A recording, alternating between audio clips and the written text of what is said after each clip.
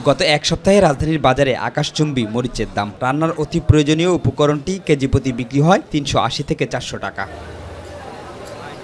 ব্যবসায়ীরা বলছেন, দেশে মরিচ উৎপাদনে ঘাটতি হওয়ায় আমদানি নির্ভর হতে হচ্ছে। আর দুর্গাপূজার কারণে সীমান্তে আমদানি রপ্তানি কার্যক্রম বন্ধ থাকায় বাজারে মরিচের সংকট দেখা দিয়েছে বলে মত আড়তদারদের। বাংলাদেশে মরিচ শর্ট, ভারত সামনে ভরসা, ভারত মরিচ না এলে মরিচ ১,০০০ টাকা কেজি, এটা বাংলা খাইতে পারবো না। গত সপ্তাহে পূজার বন্ধ ছিল, সব বন্ধ ছিল, তাদের মাছ মানে আয় নাই, তাদের দাম বেশি ছিল।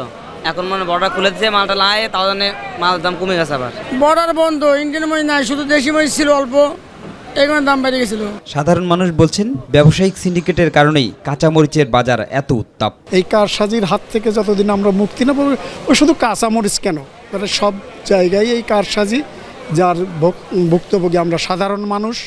দুর্যোগের কারণে যদি কোনো ধরনের আবহাওয়া বার্তা দেয় যে আজকে আকাশের এই পরিস্থিতি, ওইটাকে কেন্দ্র করেই সব সিন্ডিকেট নিয়ে বলে যে গাড়ি আসতেছে না, একজ্যাক্ট এই ধরনের লজিক দিয়েই তারা দামটা বৃদ্ধি করে।